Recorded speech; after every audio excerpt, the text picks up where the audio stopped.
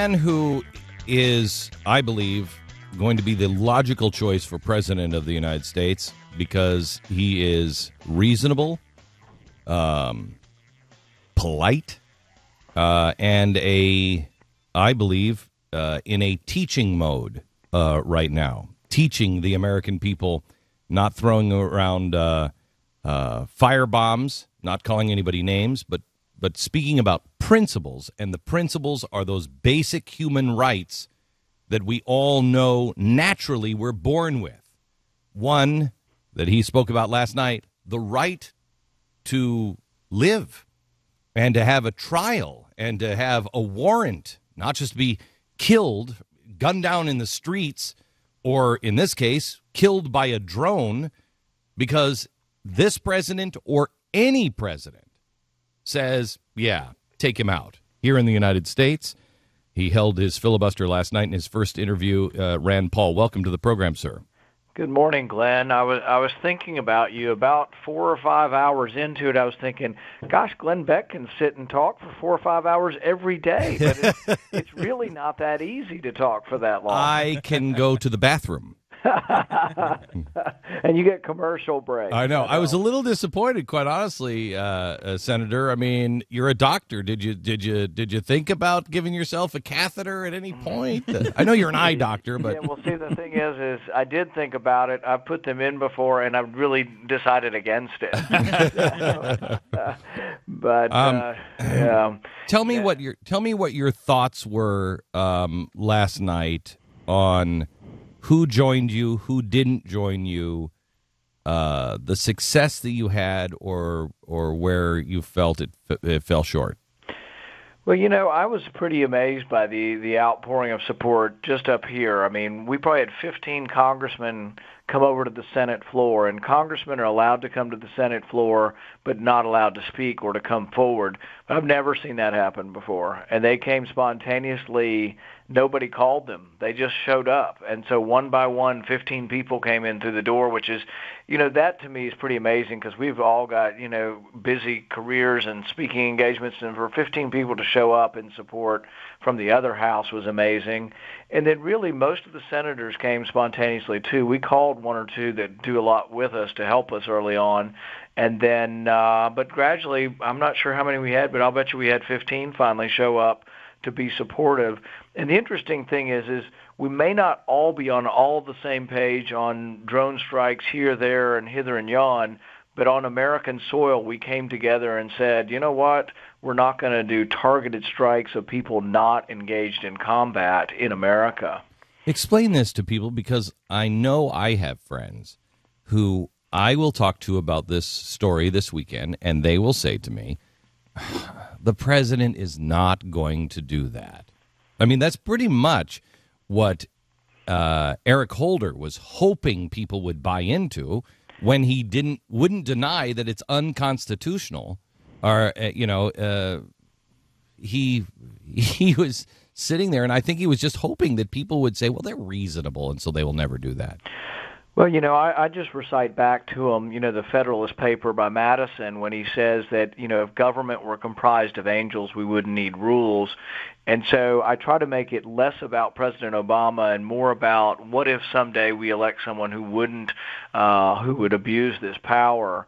And I think when you make it in those generic terms, people can be concerned with it. And it's dangerous anytime you use an example of Hitler because everybody thinks you're over-exaggerating. But Hitler was elected democratically, so democracies can make mistakes, and that's why you want the rule of law to restrain them and not let them do that. And it's really an important principle, and it's difficult sometimes for people because I want to kill terrorists too. And I think if you're in a battlefield fighting us, you don't get due process. You don't get lawyers. You can be killed. If you attack us in a plane, all of those things can be rejected with any kind of lethal force. But I'm concerned about people who are sitting and eating in a diner, and you might think they're associated with terrorism because they've sent an email to somebody. But really, that needs to be adjudicated in the courts. And even many other people made the point that if you're sitting eating in a diner in America and you really are a terrorist, we'd probably get a lot more information out of you by capturing you and going ahead and interrogating you than we would by killing you. I can't think of any reason any reason, with perhaps the idea that you have a live shot of somebody wiring up the Empire State Building, and there happens to be no police officers, no FBI. Strangely, the only thing you have, because he's going for the red button and pushing it, possibly at that time, but not for any other reason. Can I think right. of? And in those instances, there's really not any disagreement. So, like Eric Holder brings up, planes attacking the Twin Towers like they did on 9/11, Right. or attacking on, Pearl Harbor. Those are attacks that obviously are repulsed, but see, those aren't even targeted drone attacks. We might use drones, but they're not what we're talking about when we're talking about targeted drone attacks to individuals. And none of us really are arguing against repulsing any attack or anybody anywhere near a bomb. I mean, if you're just carrying a bomb into a building, I think you can be, you're bringing lethal force. You don't have to even have your finger on the button. You can eliminate someone who's carrying a bomb, carrying a weapon. So there's all kinds of things that can be done. Now, hang on just a second, because we found out yesterday through a Freedom of Information Act that the drones for the Department of Homeland Security can see if you are carrying a gun in day or night with their new drones. So I'm not talking about going after people necessarily carrying a rifle around. That would be half of the South, myself included. So and half of my staff. So now I'm not talking about that, but I am talking about if you've been investigating a group and obviously you see them going into the World Trade Center basement with a bomb. Lethal force can be used at many stages and always has been. Same with police. Police use lethal force all the time. If someone's robbing a liquor store, you don't get a warrant, and you call out stop, and if they don't stop, you get shot if you've got a weapon and you're a threat to people. But what's interesting is the president wants to answer the question we are not asking: can you use lethal force when someone is imminently using lethal force? And the reason we worry about this is his drone strike program overseas. He says that you have to be an imminent threat, but you don't have to be immediate. So if that standard's going to be used in the United States, we're concerned that that could be somebody sitting in a diner.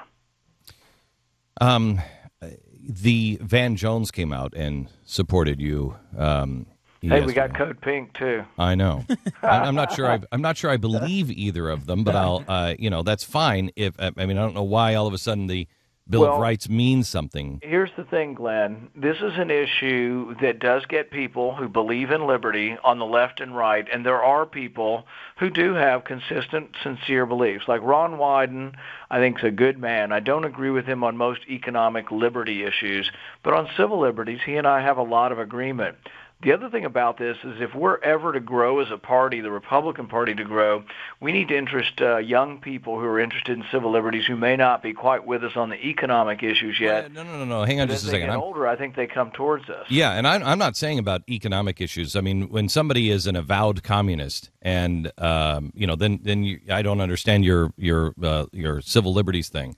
However, we can disagree on a lot of things, and that's why I've been saying I really truly believe, and this is why I think you are the guy that could make the impact that will take us away from these two parties. You are the guy who could hold up the Bill of Rights and say, look, we can disagree on economic issues, we can disagree on a lot of stuff, but these 10 ideas we should have no disagreement on. These 10 ideas are what keeps the individual to be able to disagree with each other. And that's important. Well, and that's sort of the point we were trying to make yesterday is that, Eric Holder has said that the Fifth Amendment they're trying to apply in the Oval Office when they talk about drone strikes. Now, it's debatable overseas because I think a lot of areas overseas in war you don't necessarily get the Fifth Amendment anyway. But the problem is they now say that these drone strikes are not ruling them out in America, but the Fifth Amendment being discussed privately as part of some kind of PowerPoint presentation in the Oval Office isn't really what most people conceive of when they think of due process and a jury and an accusation. So really what's applicable overseas in a drone program, and some of us might debate and we might actually accept a lot of what goes on overseas, but we can't accept that at home because it's different when we're talking about people who we think might be associated with terrorism, there really needs to be an accusation. There needs to be an adjudication of whether you really are or aren't. You need to be able to stand up and say, no, hey, I didn't mean what I said in that email. And there needs to be some discussion. There needs to be a trial. There's there's no reason why our FBI cannot go in and arrest that person and have a trial. You don't kill people. No man should ever be in the position of judge, jury, and executioner, ever. Well, and see, this went on with the indefinite detention, too. See, about a year ago, they passed legislation that allows them to detain citizens without a trial. And you can actually, American can be sent to Guantanamo Bay from here without a trial. And the president at that time said, well, I have no intention of doing that, but he signed the legislation, which is sort of what he's saying now. Trust me, I'm a good man. You can trust me. I will not kill Americans who are sitting in a restaurant. And, I want to take him at his word, but intent isn't really what I'm looking for. And so I mentioned several times yesterday, the oath of office says, I will protect, preserve, and defend the Constitution. It doesn't say I intend to when it's convenient. Senator, there has been some criticism over your filibuster last night, including from apparently Lindsey Graham, saying that the idea that we're going to use a drone to attack a citizen in a cafe in America is ridiculous.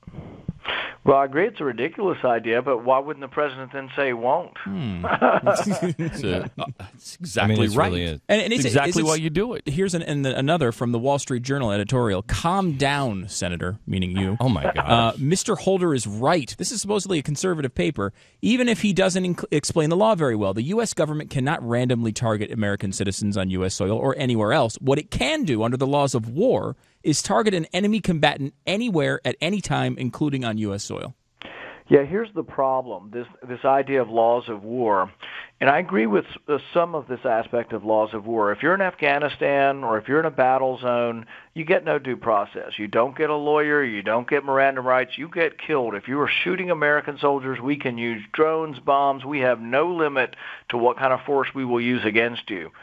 The difference is that if you say America is part of the battlefield and you want the laws of war to apply over here, just describing someone as an enemy combatant. See, a year or two ago, they described people who are pro-life, people who are for strong immigration and strong secure borders, people who believe in third parties.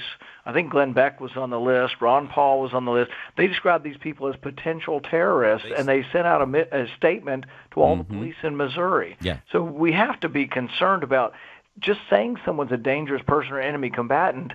You have to prove that. You can't just accuse someone and then they get killed. Yeah, the Southern Poverty Law Center just came out with a new study shows that these, quote, patriot groups are a danger and pose a terrorist threat, an increasing terrorist threat. That's their language. So you got to be really careful. One last question, Senator. We'll let you go. Are you going to vote for Brennan? We're hoping to get an announcement from the White House this morning, and I don't intend to. We're trying to get a statement this morning that confirms that they're not going to target Americans who are not engaged in combat in America for targeted killing. And my argument really still is mainly with the idea, not the person.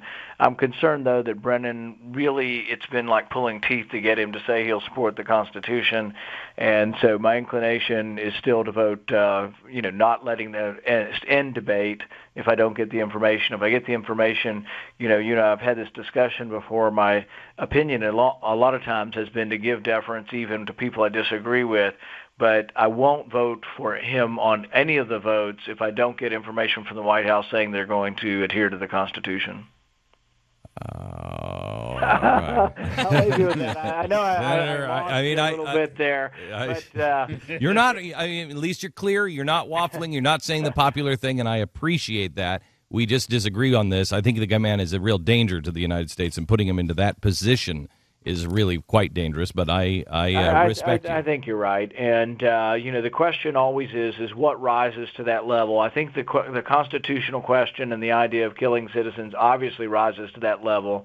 The question is, I'm still leaving somewhat of an opening in the sense that I want to get an honest answer from the White House. We're using the leverage of holding up the vote, and I can make them stay here through Saturday, and they hate to work on weekends. So we'll see what happens, and hopefully they'll agree to give us a statement saying they're going to support the Constitution. Senator, thank you very much, and very proud of the stand you made yesterday. Very proud the way you handled it, and I'm glad you're in Washington, sir. Thank you.